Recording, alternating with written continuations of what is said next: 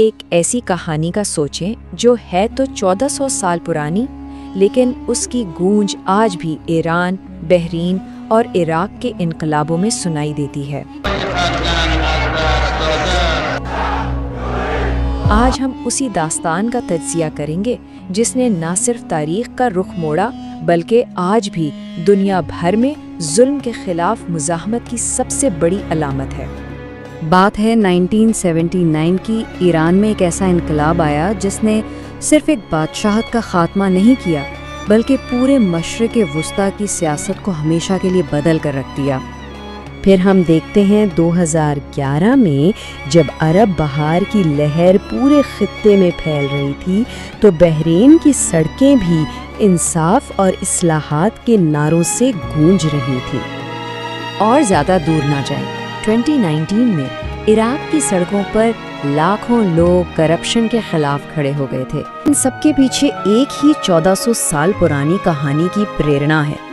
آخر وہ کون سی داستان ہے جو آج بھی دنیا بھر میں ظلم کے خلاف لڑنے والوں کو ہمت دیتی ہے؟ آئیے اس راز سے پردہ اٹھاتے ہیں۔ تو اس کہانی کو سمجھنے کے لیے ہمیں چلنا ہوگا 7ویں صدی کے عرب میں، جہاں ایک اصول پر مبنی موقف نے تاریخ کا دھارا ہی بدل دیا۔ یہ کہانی دراصل دو کرداروں کے گرد گھومتی ہے۔ ایک طرف تھا یزید، ایک ظالم حکمراں جو طاقت کے زور پر اپنی حکومت کو جائز منوانا چاہتا تھا، اور دوسری طرف تھے امام حسین، پیغمبر اسلام کے نواسے، جنہوں نے اصولوں کی خاطر ایک کرپٹ حکومت کو ماننے سے صاف انکار کر دیا تھا۔ امام حسین کا یہ انکار صرف ایک سیاسی بیان نہیں تھا، نہیں، یہ اصولوں پر ایک اٹل موقف تھا، اور ایک ایسا فیصلہ تھا جس کی قیمت انہیں اپنا گھر، اپنا شہر چھوڑ کر چکانی پڑی، اور وہ مدینہ سے مکہ ہجرت کرنے پر مجبور ہو گئے۔ اب ہوا یہ کہ کوفہ کے لوگوں نے انہیں ہزاروں خط بھیجے، ان سے قیادت کی درخواست کی اور اپنی حمایت کا پورا یقین دلایا۔ اسی یقین پر امام حسین اپنے خاندان اور چند گنے چنے ساتھیوں کے ساتھ ان کی پکار کا جواب دینے کے لیے نکل پڑے۔ لیکن کوفہ کی منزل کبھی آئی ہی نہیں۔ ان کا سفر کربلا کے تپتے ہوئے صحرا میں روک دیا گیا، ایک ایسی جگہ جہاں تاریخ کا شاید سب سے المناک باب لکھا جانا تھا۔ یہ تعداد تھی امام حسین کے پورے قافلے کی، صرف 72 افراد، اور ان میں کون تھے؟ معصوم بچے، عورتیں اور بوڑھے، جو صرف ایک اصول کی خاطر اپنے گھروں سے نکلے تھے۔ اور ان کے مقابلے میں کون تھا؟ یزید کی 30,000 سے بھی زیادہ کی فوج، جو ہر قیمت پر ان سے بیعت لینے کے لیے بھیجی گئی تھی۔ یہ محاصرہ صرف جسمانی نہیں تھا، یہ ایک نفسیاتی جنگ تھی۔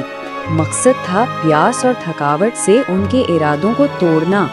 سوچیں، 3 دن تک کربلا کی جھلسا دینے والی گرمی میں ان کے لیے دریائے فرات کا پانی بند کر دیا گیا، یہاں تک کہ بچوں کے لیے بھی ایک بوند پانی نہیں تھا۔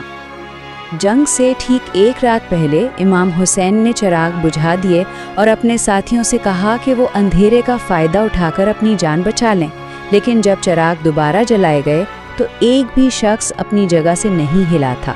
یہ اصولوں سے وفاداری کی ایک ایسی مثال ہے جو شاید ہی کہیں اور ملے۔ اور قربانی کا یہ جذبہ صرف بڑوں تک محدود نہیں تھا۔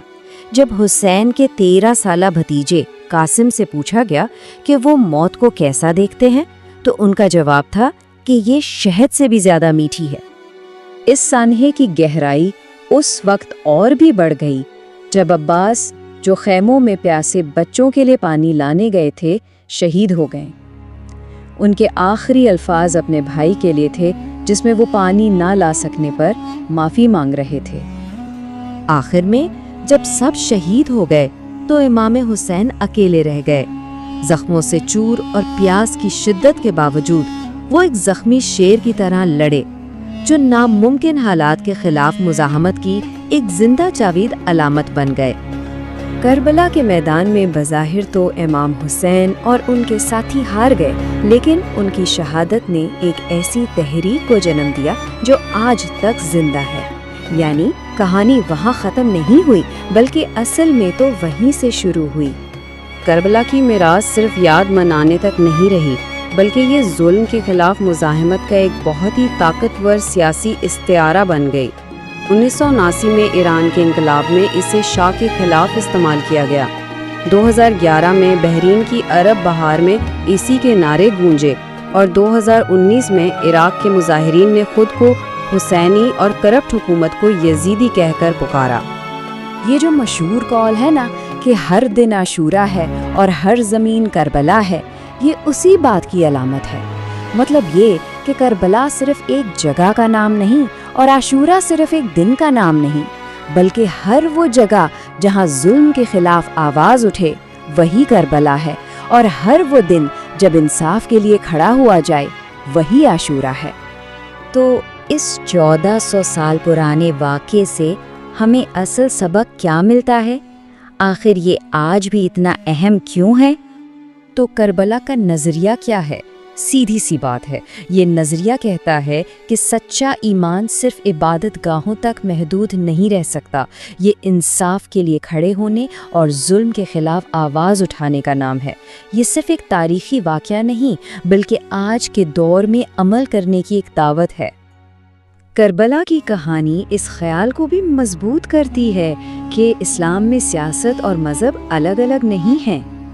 یہ ہمیں سکھاتی ہے کہ ایمان کا تقاضا صرف ذاتی عبادات کرنا نہیں بلکہ ایک منصفانہ اور انصاف پر مبنی معاشرے کے قیام کے لیے عملی جد و جہد کرنا بھی ہے۔ اور یہ تجزیہ ہمیں علامہ اقبال کے اس خیال پر چھوڑ جاتا ہے، کیا ایمان کا حقیقی جوہر صرف عبادت گاہوں کی خاموشی میں ہے یا پھر کربلا کی طرح انصاف کے لیے دی جانے والی قربانی میں؟